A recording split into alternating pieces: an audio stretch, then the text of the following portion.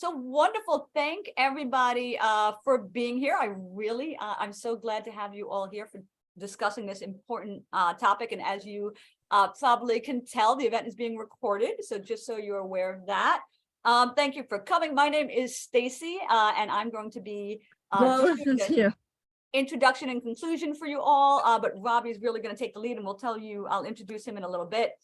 So my pronouns are she and her, and I'm a white woman. For those who are visually impaired on our call, I'm a white woman with grayish pink hair right now, actually. I don't know if you can tell. Grayish pink, and with a green shirt, very short hair.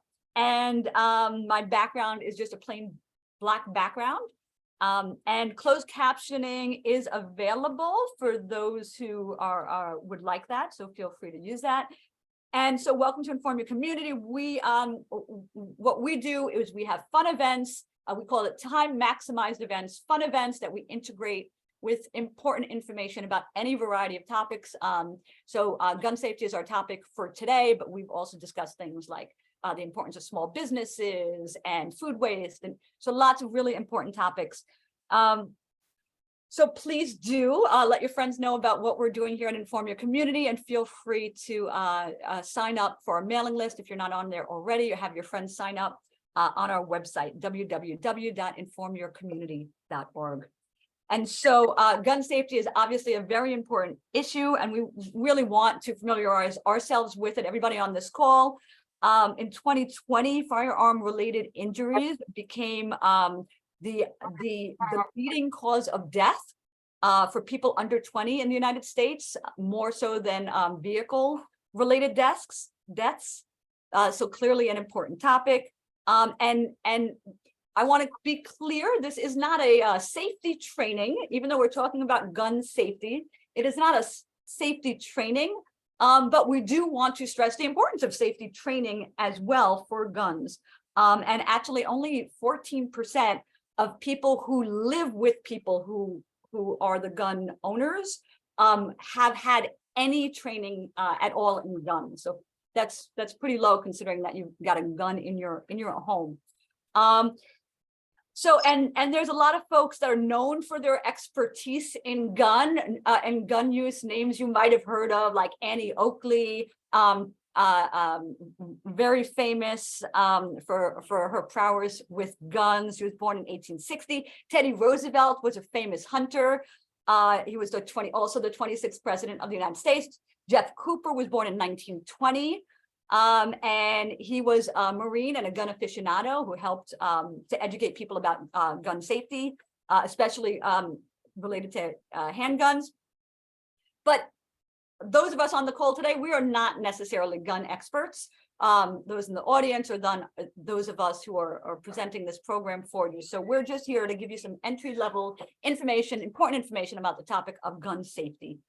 This event is part of our program called the Know It All series, where we invite speakers to come to our events to discuss their expertise, experience, and other related information on the topic that we're discussing to get ourselves educated on the topic today.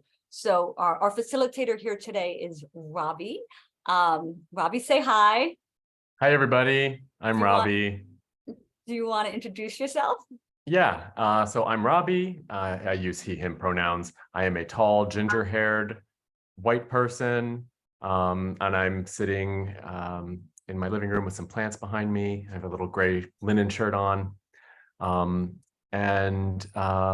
I'm not a gun expert. I have shot a gun. Actually, the time that I did shoot a gun was when I was living in Southern California.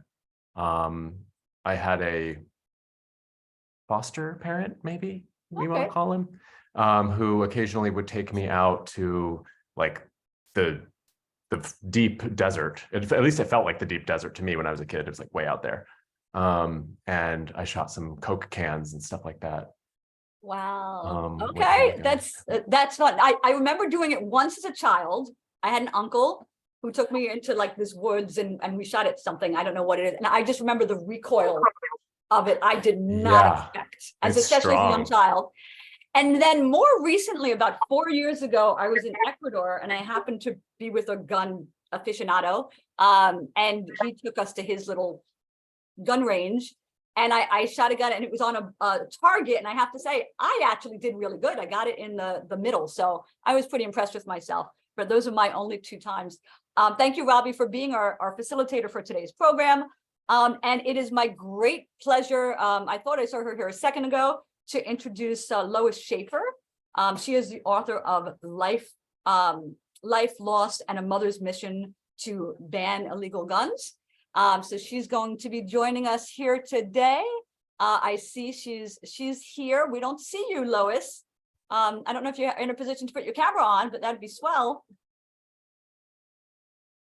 And in the meantime, while Lois is sorting out her video, I'm going to also mention that if you have any questions during the event, please feel free to write them into the chat. And Tyler, who's here, we're grateful to have Tyler here for tech. Will let us know that there's some questions in there, or if I see them or Robbie sees them, we'll definitely raise those questions, or if you have any comments you want to share.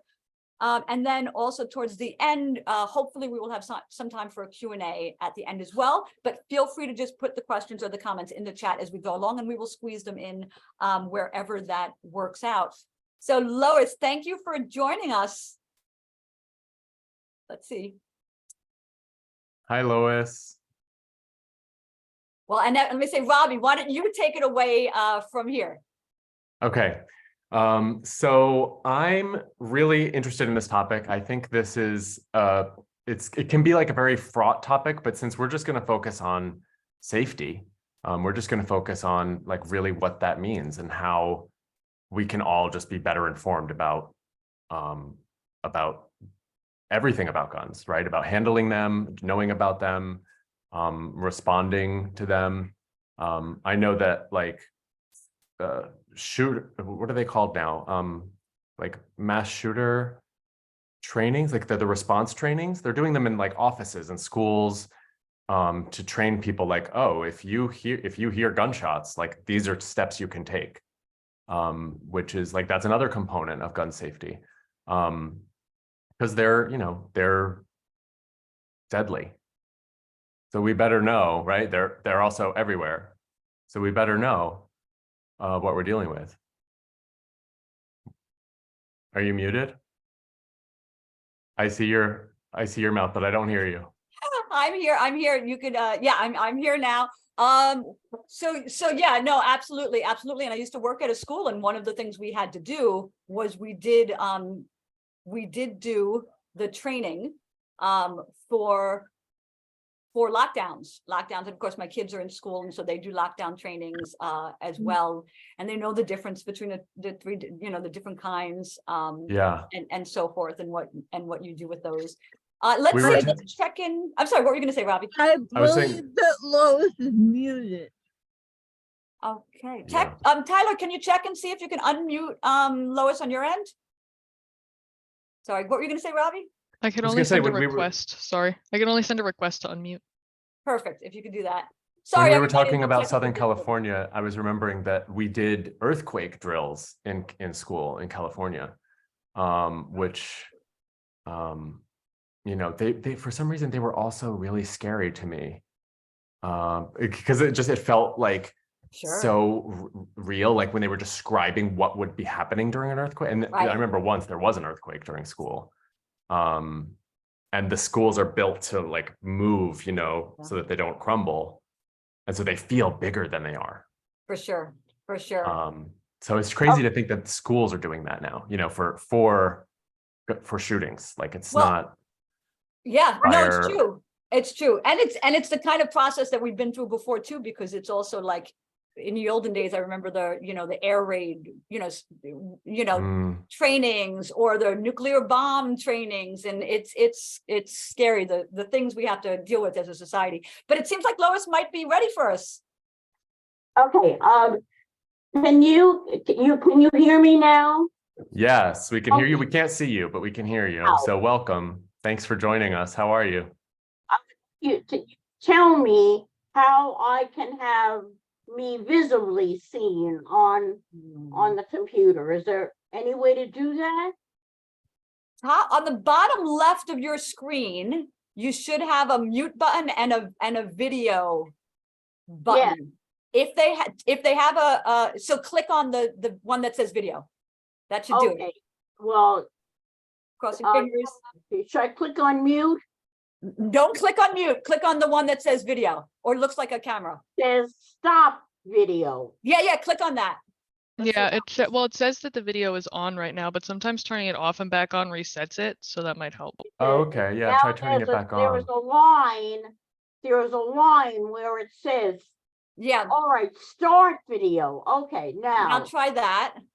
Go ahead, press that. start video. Oh, Oh, you know what, Lois? Do you? I think it might be one of those things that covers the camera. Yeah, I was just gonna say, do you have your camera covered? There's one of those little, Otherwise, it's we'll like, just go ahead and get started just with the audio. And then you can try to, maybe Tyler can chat with you on the side to see if we can get it working. But On the yeah, I think it might be something covering up your camera. Sometimes there's a little slide by your camera.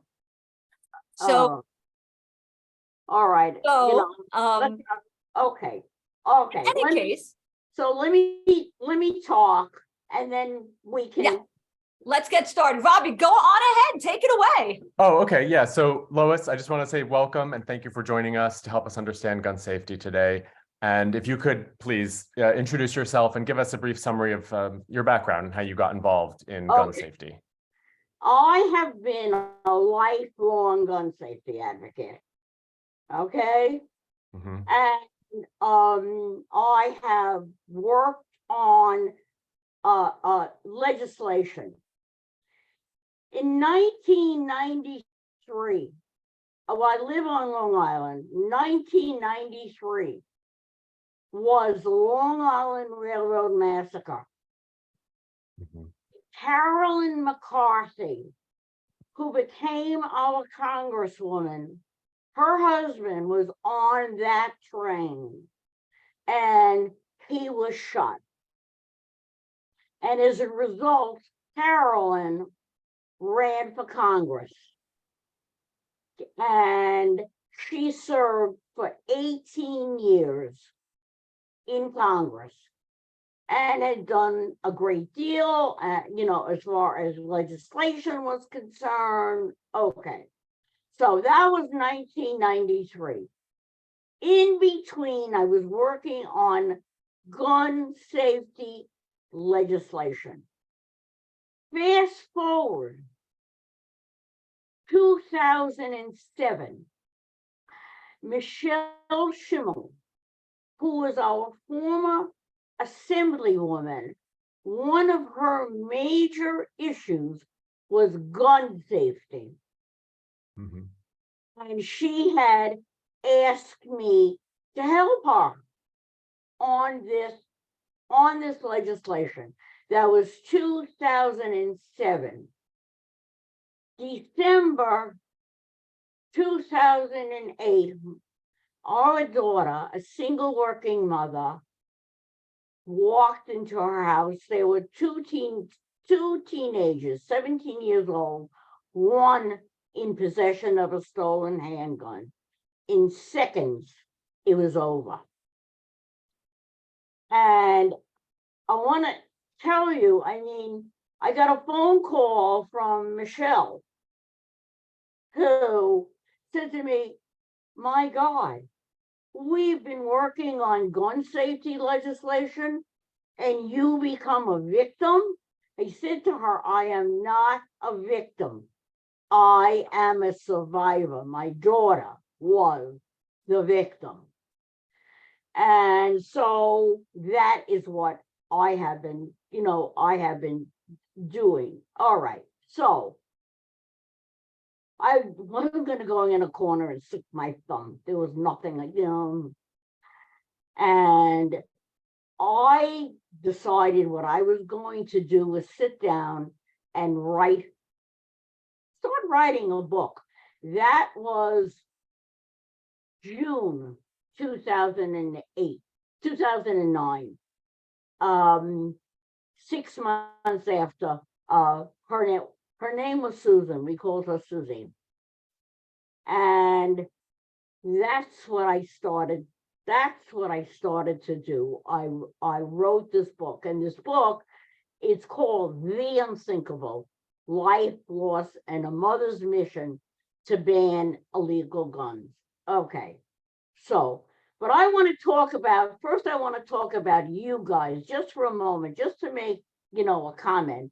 I am so impressed with what it is that you do and you are doing.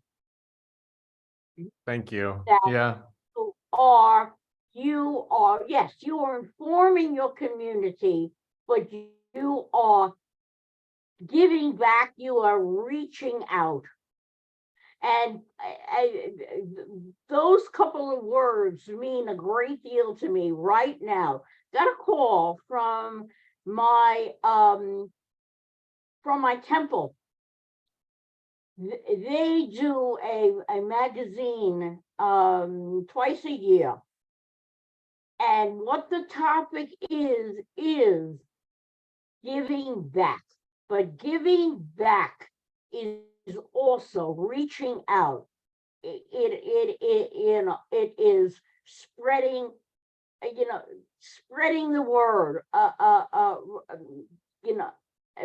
the lack of. So this is what you guys are doing, and it is absolutely fantastic. Whatever it is you do and can do is that much of the good. Are you going to do everything that you set out to do? No, but at least you're giving it a try. All right. Yeah, So thank you. now, the other thing that I am impressed with is that you are calling it safety, gun safety. For a time, they was talking about control. There ain't no control. It is safety. Like we get into a car, we put on a seatbelt. What is it for? It's safety. We cross the street, we look both ways, or we should. It's safety. So that is what is important. And why do you think it's such an important topic right now? Well, because of what has been happening. We have seen so much violence now, and God forgive me, it is due, I think, to racism that's been going on. Unfortunately, the past administration that we had, initiated that in Charlottesville. He sat there, he stood there, and he said, there were lovely people on both sides. Baloney. So the pandemic is I believe is one of the reasons, and as a result of the pandemic, you had people losing their jobs. You had domestic violence. There are people who were poor, and so that's what it is that they would that's what they would do. They'd go out and rob with a gun. All right. Now, there's also the gun shows, and there's the gun show loophole. Here, you want a gun? Here's a gun. No questions asked. So they're floating out there. And so that is part of the reason, the racism, the anti-Semitism, all the hate that's going on right now. So that has initiated, the all of the violence, and then the violence, takes in the form of a gun. Yeah. And so those issues like racism and anti-Semitism and, like now a new scapegoat is trans people. Like people are very concerned that trans people are grooming children, right? Like there's a lot of hate out there, which is a related issue. But like the issue of gun safety, like what are some examples of making guns safe? You know, in your experience, have we had any success with this? Are there examples of making guns No. more safe? Funny you should ask that question, because there's something called a smart gun. In other words, what it is only for somebody who is the owner Mm-hmm. can, if somebody else picks up the gun, it won't shoot. It In has my, like a fingerprint thing, like our phones, or yeah, like, just it's technology, and I don't know. I mean, I sort of get what it is about. Do I know just exactly how it's done? But there is something called a smart gun. Now, I was just reading an article. There is, in Colorado, there is a company is introducing smart guns. So that is a way.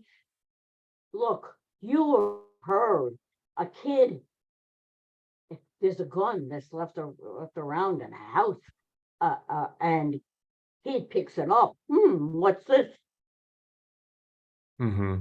Yeah, Shoot it somebody. could do a lot to protect kids.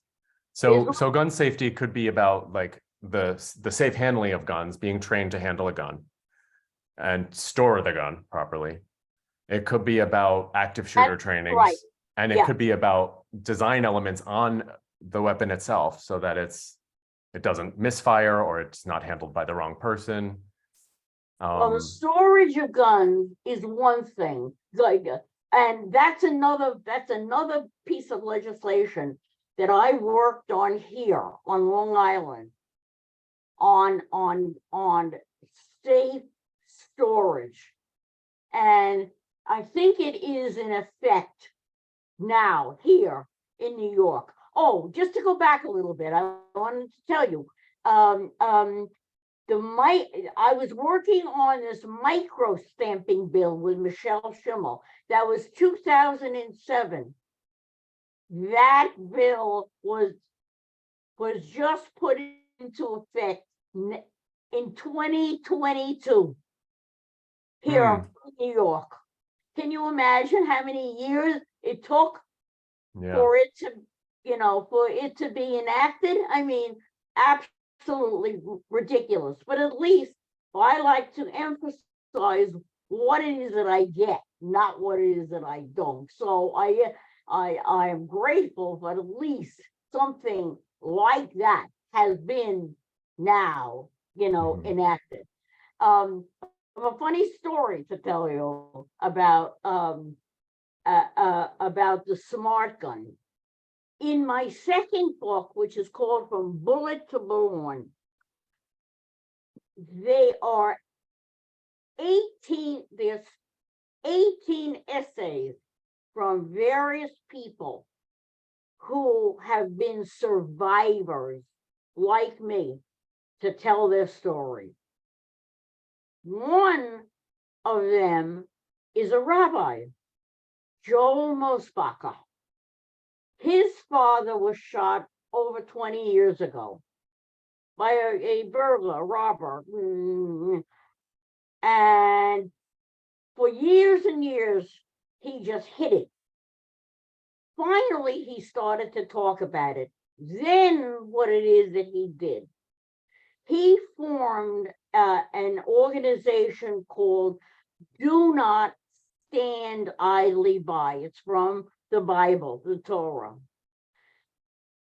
They are a group of clergy who have gotten together, and they have targeted gun manufacturers. He told me the story. If it wasn't so sick, it'd be funny. here was a group of clergy walked into, I think it was Smith and Wesson, but I'm not entirely sure. These clergy were frisked. I mean, so Mhm. have I answered your question?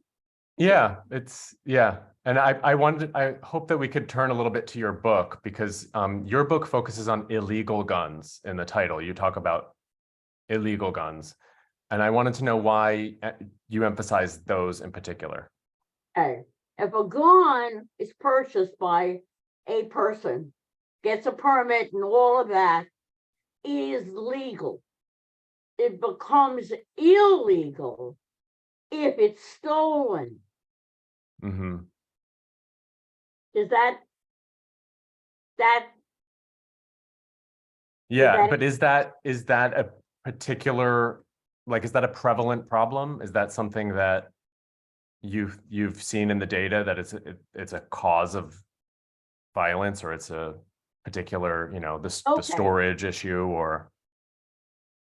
Look, I'm not going to say, all the time, but wouldn't you think if somebody is stealing a gun that they're stealing it for a purpose to kill somebody? Could be.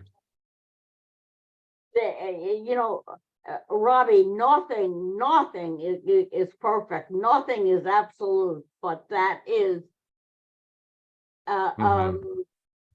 that's my assessment. So that from what I understand. I mean, I'm not a lawyer, but from what I understand, that is it, plain and simple. It's legal if it's purchased on permit and all of that. Once it's stolen, it's illegal. Okay, so what other policies, laws, or safety measures would help with illegal guns? You mentioned smart guns, but I'm sure there's others. Okay, there are some. I've written some things down about what it is that we can do. I mean, it's a list of things, if I can find it here, in all of my papers. Okay. There are things that we could do to stop the violence, and they're done educationally. All right, what would you think about creating programs in schools emphasizing respect for diversity? Or what about creating that's a problem these days. That's a problem. A national advertising program regarding the risks of gun ownership? I don't know if you've seen it on television. Northwell, which is a large medical organization, they have said on television, and it's very simple. It is a couple who leaves their child with another couple, who find out that the other couple has a gun. Oh, well, the husband or the wife, leaving the child, says, "Oh, thank goodness it's locked and stored." That kind of thing. All right. So that. What about for gun owners? Why not emphasize gun safety? I mean, in nationally. Now I know that this is now in effect here in New York. I don't know about other states. allow doctors and pediatricians to talk to parents or patients about gun ownership. Are they disallowed from that right now? In Or New just, York, it's just not talked yes. about? Yes, they can. Okay, Before, not. it's interesting. So at least that's being done. Okay, and then we also have national firearms checks, right? The background checks on people who want to buy guns or explosives. Yeah, yes, yeah. There is, there are, And what do background. those do? They like, how do they do a background check? Just to see if there's a crime in that person's history, a violent Yes, crime? if they have been a felon, in any way, if there is anything in their makeup that would, if there was some mental health problem, sure, That would show Yeah, up in a they background check? they would not they would Okay. not get a permit. Bobby, if I could mention, one of Yeah. our folks who are here also mentioned that there is something called BioFire that is new to the firearm market, and that was related to the idea of smart guns. And Jonathan also mentions that it's difficult to crack down on theft of guns. So that's absolutely a good point as well. So yeah, sorry to interrupt. I just wanted to make those two things known. Go ahead, please continue. Okay, yeah, I'm seeing a comment that since illegal guns are already illegal, that Jonathan is saying he suggests we discuss what we can do if we're the responsible gun owners, like buying a good gun safe for your home or lock in your car. Also understanding the laws of the state that you live in or the surrounding states, in case you were traveling through. I've heard a lot about, states that have tough gun laws tend to, like, the guns that come into the states from neighboring states where the Okay. laws are looser. Yes. Like, that's something to be aware of too, right? Yeah, I forgot that. Yep. Yes, that's absolutely true. Yeah. Lois, I have a Good points. question. Sorry for me to interrupt over here. But how does somebody walk into a gun store and walk out the same day with an AR-15? It just baffles my mind. How do people do that? An 18-year-old like Uvalde to walk into a gun store and buy a gun in Texas, which means he wants to drive from Texas to New York and kill the people at the supermarket. He can do that. From what I understand, that a gun that's bought in one state and brought to another becomes illegal.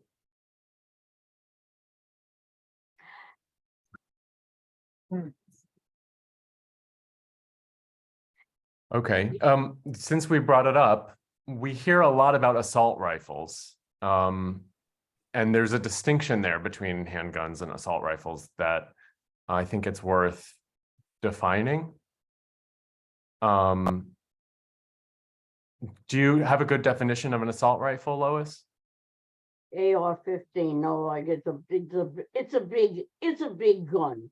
I want to tell you, after the Newtown massacre, they had it was the Canadian Commission on Gun Safety, okay, and I was invited to go there. I saw more guns there than I would shake a stick at. And I have not gone into any kind of in-depth exploration of the differences of guns. All I know is that an assault rifle in second can kill a lot of people. Okay, I pulled up a definition that says that they're light and portable military grade firearms that can switch between semi-automatic and automatic fire, allowing them to shoot ammunition more quickly. They're light and portable, yet still able to deliver a high volume of fire with reasonable accuracy at modern combat ranges.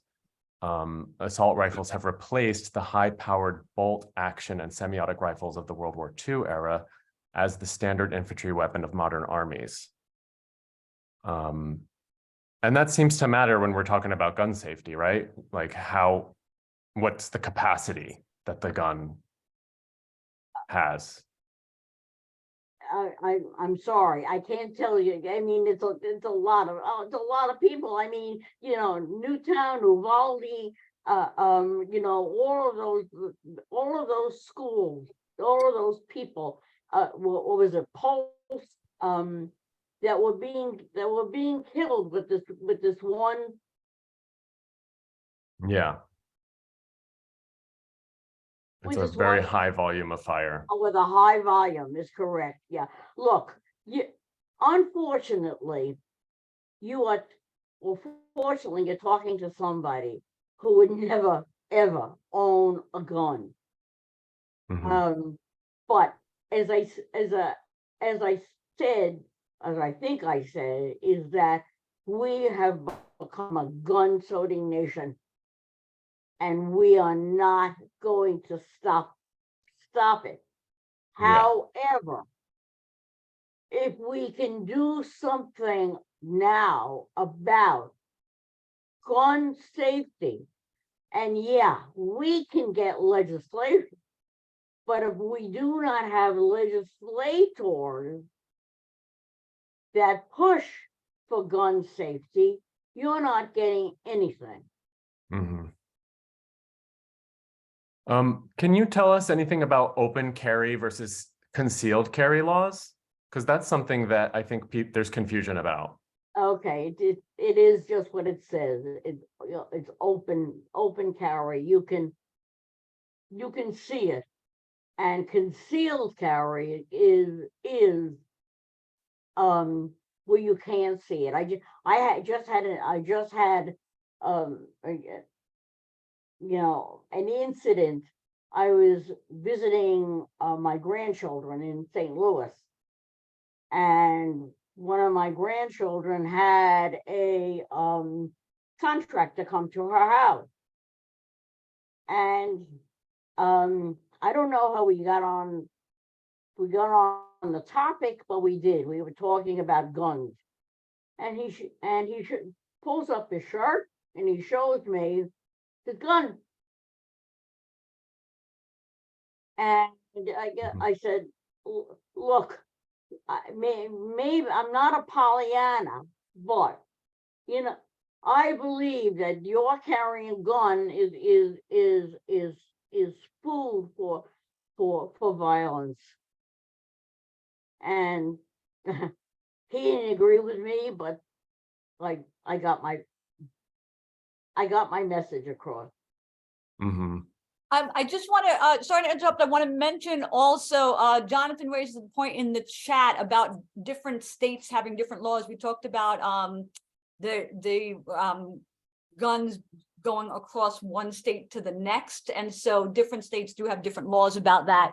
And so, and there's also, you know, to be aware of that, also to understand that, you know, the people in the car next to you, you know, you don't know what they have in their car. And some states don't have any restrictions on you know, traveling with your guns and so forth. So just to be aware of, you know, states vary with that, and that there are ways to go from one state to the next. Legally, we don't want to, I mean, legally, we don't want to give the information that you can't do that. You can do that. There are ways to do that. So Jonathan, thank you for the clarification.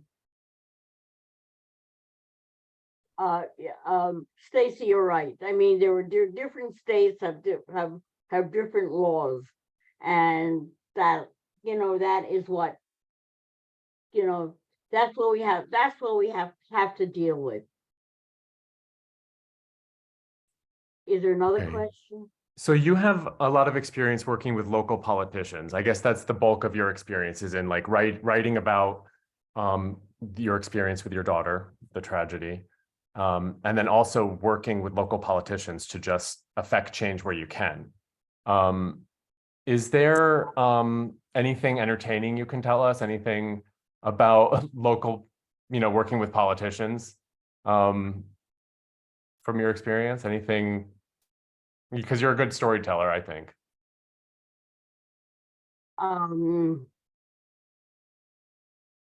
The year, well, the year, the year after Newtown, I belong to a political issue action group here on Long Island, and we were going to have a meeting on gun safety. Mhm. And one of the stories is that I had never seen them before, but they showed up in droves. The Oath Keepers. We all know about the Oath Keepers now. Mhm. And they were so bad, it was good, yelling and screaming. You are not going to take away my gun. And after it was all over, one of them walked over to me and said, I'm sorry for your loss, but if your daughter had a gun, she'd be alive today. Oh, yeah? Yeah, it's in my pocketbook, or it's, in the kitchen cabinet, or sorry. Then there's another one. I was speaking, and I was trying to illustrate the fact that when you talk about numbers, you talk about the Holocaust, you talk about massacres, those are just numbers. But if you can just talk about one person whom you might relate to or know, that has an impact. One of those Oath Keepers stood up and screamed at me and said, do you know that the reason all of the Jews were killed in Germany is that Hitler took away their guns? I'm sorry, they never had any guns in the first place. So there are things that have happened that have been personal. Yeah, I'm sure. I'm sure you've had to deal with a lot of that. And I'm sorry for that. But I think, just having these conversations is one way that we can kind of diffuse some of the tension, because there's so much tension. People get really riled up about these issues. I think maybe it's because of the way the issues are presented on the news or by, personalities on podcasts. And I'm not actually sure why it gets people so fired up on the, I understand why, for instance, from your perspective, it's traumatizing, like you have a personal stake in sort of figuring out this issue. And, it's to some degree, we all do. But, aside from like gun control laws, which make people so upset, some examples of what we can do is volunteering with organizations promoting sensible gun ownership, like trainings, learning your local gun laws, learning the laws about moving guns across state lines if you know, as it pertains, and talking to people who have been affected by gun violence directly. I think. Robbie, what about, Mhm. it may be a little unorthodox, but what about creating a project, having meetings or discussions between responsible gun owners and gun safety advocates? It might establish some common ground between the two factions and perhaps diminish senseless killing. I mean, what are we talking about? We're talking about human. What I think is that gun safety is a four-pronged issue. It's political, it's legislative, it is health related, and it's human. And so what are we trying to do? We're trying to get to the human factor by whether it's the back door or the front door, you know, with legislation, with politicians, you know, in some way. So yeah, we're talking about the human factor. Yeah, and ultimately it would be fantastic if we could save lives, right? If by whatever means we are able to make guns more safe, and then therefore there's less carnage, less, you know, fewer school shootings, less violence involving guns. I went to a very interesting meeting yesterday, actually, with Michelle Schumann. And another gal, her name is Trinell Gebe. Trinell Gebe is the widow of Harry Gebe, who was shot in 2015. He was Andrew Cuomo's legal assistant. He was responsible for creating the SAFE Act, okay? And one of the things that we were talking about, it's another way, not talking about guns, is talking about how we can get to people in a different way. And what Michelle and Trinell were talking about, and which is something that they are very involved in, is meditation and yoga. It is, you know, it may be, you know, in left field. I don't think so. What we're trying to do is get to people for communicating, for the communicating the diversities, for people to meet on a more human, you know, lack of a better word, the human level. Yeah, and that makes me think of just the mental health argument, right? That like mental illness is a problem, and healthcare access is also a problem. And then the proliferation of guns and the lack of information that people have about them is another problem. So they're all kind of intersecting at this point, which is like this, you know, fuse box of gun violence. You know, one of the things that they blame on somebody, you know, regarding what's not is that, you know, they had a gun, they went out to shoot with this assault rifle, with AK-15 or AR-15, whatever that is. They blame it on mental health. There are people who are mentally ill who are harmless.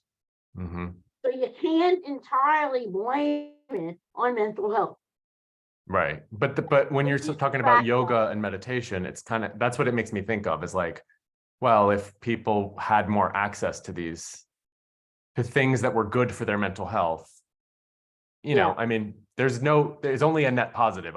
That's the way I see it. I don't see how that could be bad. So maybe it would help, you know. It's just another way, having meetings on diversity. What about, Yeah. I mean, another thing, you have police who unfortunately are violent, who are racist. What about having meetings for police on consciousness raising? I mean, these are different, you're asking me about different methods that we could inform people, or have change. That's just, I'm just throwing that out. Mm-hmm. Yeah, it's interesting. I mean, I think we have to think out of the box too. You know, it's not just about the design of the guns and the storage of the guns, and knowing the laws, and sometimes they're changing, and keeping up to date, and not getting too incensed if you just disagree with somebody. Making sure that the conversation is kept civil, and that you're open to hearing people with different perspectives and different experiences.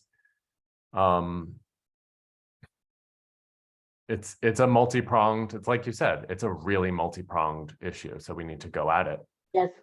from all these different angles. I mean, there are so many, there's legislation. I mean, off the top of my head, the legislation. Okay, if we could have federal banning assault weapons, all right? Which we had, right? Was that a thing that we had from, like, I think 94 to 2004? Is that what it was? An assault weapons ban, right? The Brady bill. It's now no longer in effect. Right. Yes. Mhm. What about a universal a background check? The different states have different. What about micro stamping? I mean, that's the bill that I was working on. I don't know if you know what that is. It No. is coding. There have been recalls of, for example, on cans of tuna fish. Mhm. Because they find that it's bad, there is a code on it that tells you what it is, and so they will report it. They will recall it. Okay. Now, on the inside of the pin of a gun is a code, a coating. Very often what happens is that if there is a crime, the shells are found, the gun is not. It's a matter of tracing the gun. So if it's shot and they find the shell, there is a better opportunity to find, to trace the gun, where it came from, and so on and so forth. Mm. I had mentioned, manufacturing smart guns. Another one, gun show loophole. Yep. Right. Sorry, I'm just going to mention right now, Jessica mentioned something in the comments I thought was a really important point. I just wanted to jump in and mention it. And she talks about the kind of scapegoating and stigmatizing that happens when we talk about when we, connect mental health with gun safety. And so really important for us to see those as different topics. Yeah, there's intersections, but gun safety is its own issue. And what Jessica said is the vast majority of people with mental illness are not violent. And blaming mental health illness for blaming mental health issues for gun violence is a popular way to stigmatize people with those issues. Mental health care is extremely important, needs to be more accessible, and needs to be expanded more for children as well, she says, but mental health issues are not the main problems when it comes to gun safety. So excellent point there. And I'm so sorry to say, Robbie, we have to kind of end soon because it's 7:30 already. Can you believe it? Okay, we did it. We took all of your time. So thank you, Lois. Thank you so much for your time today and for sharing your story with us. I will let Stacy walk us out. Thank you so much, Lois, for sharing all the information you had and your story with us. Thank you, Robbie, as always, for being the amazing facilitator that you are. Thank you for those of you who are here, and we really appreciate the active comments in the chat as well. It always helps. We want to discuss important topics. You know, the best way to understand topics is if we have the opportunity to discuss them. So please stay around for this little conclusion. Gun safety is not a one and done topic. Instead, it requires ongoing conversations like this one. Lois said that from the beginning. It's really important to just discuss these issues as well. And so our follow-up email is going to include for you, for everybody who's registered for the event, we will send out an email that will include the video of this event, as well as our infographic with important points related to this topic, most of which you've heard on this call today.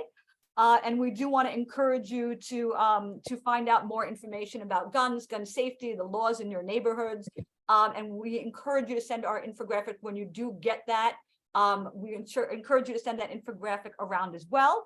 And please consider committing to one action that helps you to understand these issues surrounding gun safety each week. It's such an important topic. There's so much to know about it.